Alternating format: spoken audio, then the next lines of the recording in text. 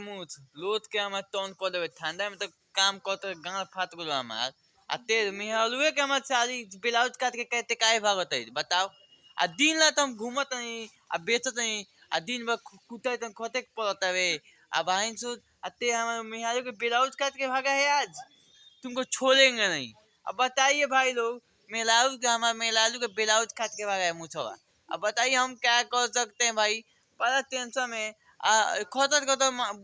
चेहरा हमें देख ले भाई लोग पिल्ला ऐसा हो गया है हमें चेहरा भाई लोगो ऐसा खोतर खोतर एगो तो ठंडा में इतना काम करत नहीं खोतर खोतर दिन रात कमाए पड़त हवे आ एगो महंगाई इतना बड़े भाई लोग का बताए के एगो मुंह बता रोज काट देते हवे रोज दिल्ली दिल्ली 3-4 दिन से काटत आवत हवे आज देख पिज्जा लगने पकड़नी है भैया देखो भैया हम दिन रात ठंडा में देख काम करते ओकरे गाल फाटत है भैया। अब बताए लोग लोग बाहर में विदेश में बानी लोग काम करते तो गाल फाटत हुई भैया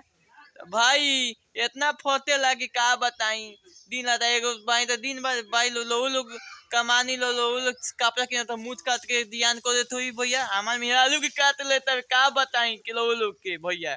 तो भाई लोग ये कहे कि देखी मेहरालू के बही तो मुँह चला रे तकबे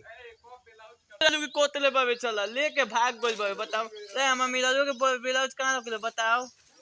देखो भाई गलत होता हमारे साथ नहीं के बताओ देखो एक का सजा दे कमेंट में बताओ लोग भैया।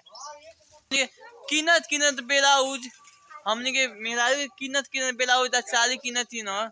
गाल फाट गइल बाबे और किनत किनत देखो हम चेहरा देखो तो भाई लोग खतत खत एगो तो कमा के ही तो कमाता है तो बुझत नहीं के तू हमार दौलत आ मेहरारू तो जानते हो मेहरारू एगो तो दौलत नहीं के तू नहीं के बुझत काट लेता खींच में जाके बताओ गलत बात बनू नानू कते जाला कत बो